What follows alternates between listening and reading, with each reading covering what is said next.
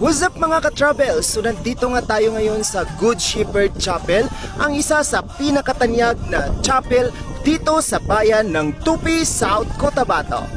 Here we are nga mga ka-travels sa isang bulubunduking bahagi ng Sitio Kitubo, Miasong, Tupi, South Cotabato.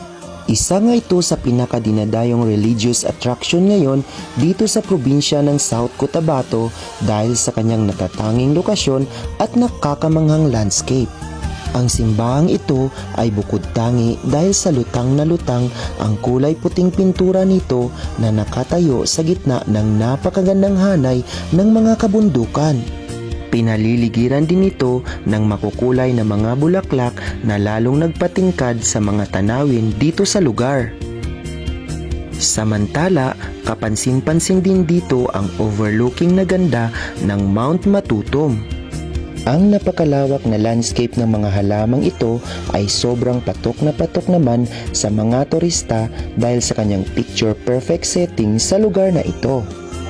Ngayong mahal na araw, ang lugar na ito ay maari mo nang isama sa iyong piling listahan bilang isa sa must-visit church ngayong darating na bisita iglesia.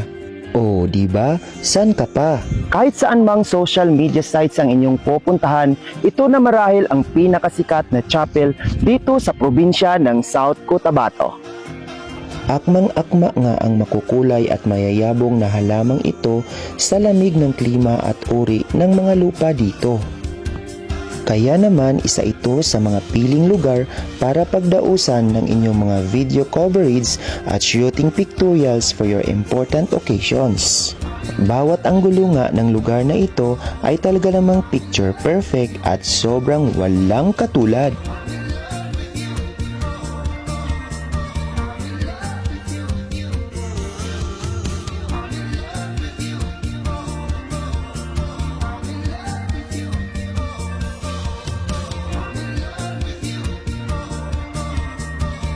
Sa halagang 50 pesos na entrance fee ay sigurado akong mabubusog na ang iyong mga mata sa ganda ng mga tanawin dito.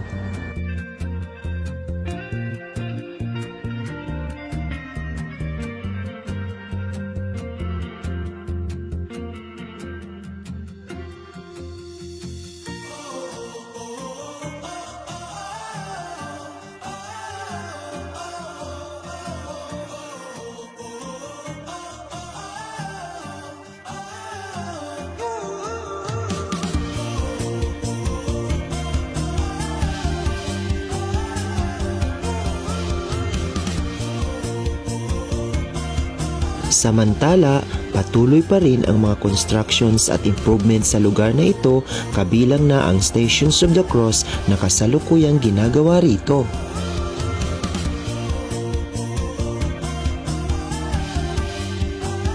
Hindi naman makukumpleto ang iyong pagbisita rito kung hindi ka makakatuntong sa overlooking na birandang ito ng The Good Shepherd Chapel. O diba? Sobrang ganda naman talaga. There you have it mga ka-travels. I hope na nag-enjoy kayo sa ating travel adventure ngayong araw na ito. Hanggang sa muli, salamat!